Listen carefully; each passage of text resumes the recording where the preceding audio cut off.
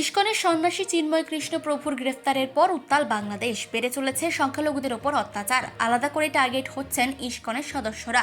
রাজধানী ঢাকা সহ সে দেশের বিভিন্ন জেলা এবং উপজেলায় লাগাতার বেড়ে চলেছে আক্রমণ। তার সঙ্গে পাল্লা দিয়ে বেড়ে চলেছে মন্দির ধ্বংস। আর এমন অবস্থায় বাংলাদেশ ছেড়ে পালিয়ে ভারতে ঢুকতে বাধ্য হচ্ছেন সে দেশের বহু সংখ্যালঘু সম্প্রদায়ের মানুষজন।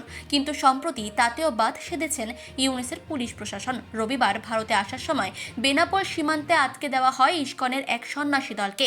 জানিয়ে আশঙ্কা বাড়ছে সংখ্যালঘু সম্প্রদায়ের মধ্যে। এমন পরিস্থিতিতেই বাংলাদেশের হিন্দুদের রক্ষায় প্রধানমন্ত্রী নরেন্দ্র মোদী হস্তক্ষেপ দাবি করেছে বাংলাদেশের হিন্দু সম্প্রদায়ের একাংশে। তাদের অনেকেরই দাবি, হিন্দুদের রক্ষায় ভূমিকা নিক প্রতিবেশী দেশ ভারত। প্রধানমন্ত্রী যেন তাদের রক্ষা করেন, দাবি বাংলাদেশের সংখ্যালঘু সম্প্রদায়ের। ওপার থেকে যেমন এই দেশে এসেছেন অনেকেই, আবার চিকিৎসা করাতে ভারতে এসে এই মুহূর্তে বাংলাদেশে ফিরতে ভয় পাচ্ছেন বহু সংখ্যালঘু হিন্দুরা। এমন অবস্থায় পরিস্থিতি নিয়ন্ত্রণে আনতে বিকল্প পথের কথা ভাবছে ভারত।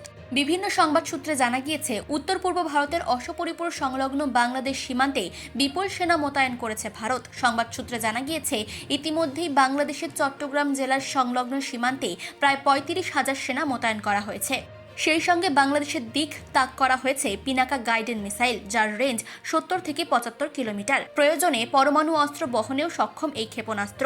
ইতিহাসে প্রথমবার বাংলাদেশ সীমান্তে ভারতের এই বিপুল সেনা মোতায়েন নিঃসন্দেহে উদ্বেগ বাড়িয়েছে ইউনূস সরকারের।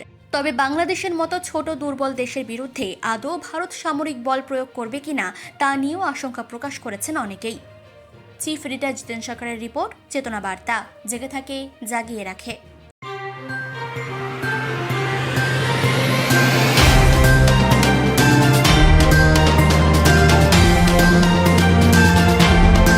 চেতনা বার্তা, জেগে থাকে, জাগিয়ে রাখে।